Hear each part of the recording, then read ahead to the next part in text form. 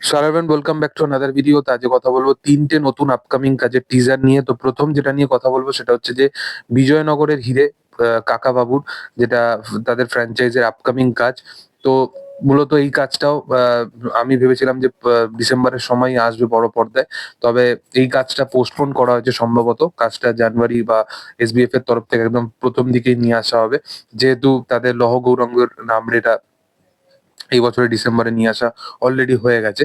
তো এসবিএফ এর ব্যানারেই থেকেই কাকাবাবু সিনেমাটা আসছে। তো বছরের মানে 2026 সালের একদম গোড়ার দিকে এই সিনেমাটা বড় পর্দায় রিলিজ করতে চলেছে।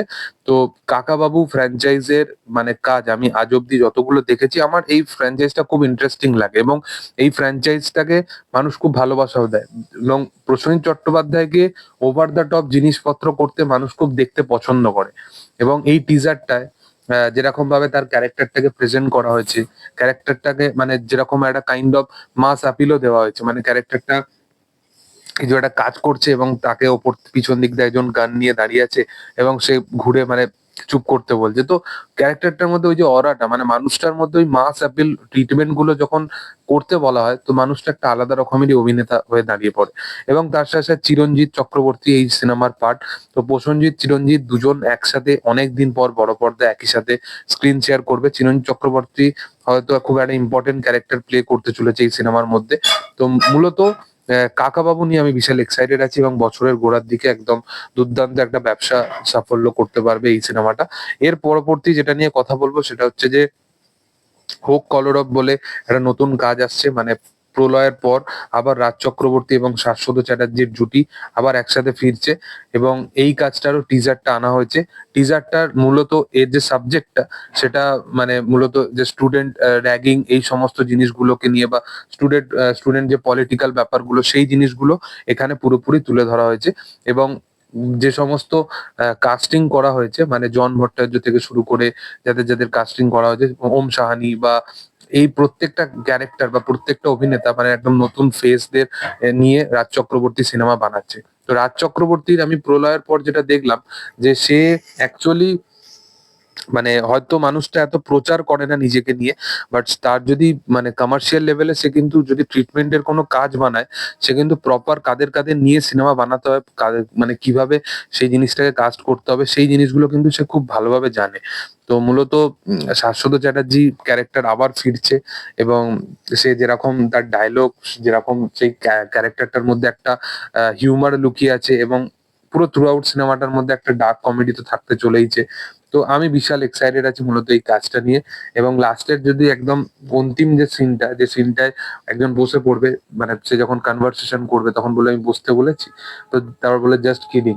তো ওই যে হিউমার গুলো, ওই হিউমার গুলো মানে রাজ চক্রবর্তী ইটসেলফ তার সিনেমার মধ্যে রাখতে বিশাল পছন্দ করে এবং প্রলয়ারতেও বিশাল ভাবে ছিল এবং মানে দুর্দান্ত ভাইরাল হয়েছিল জিনিসটা।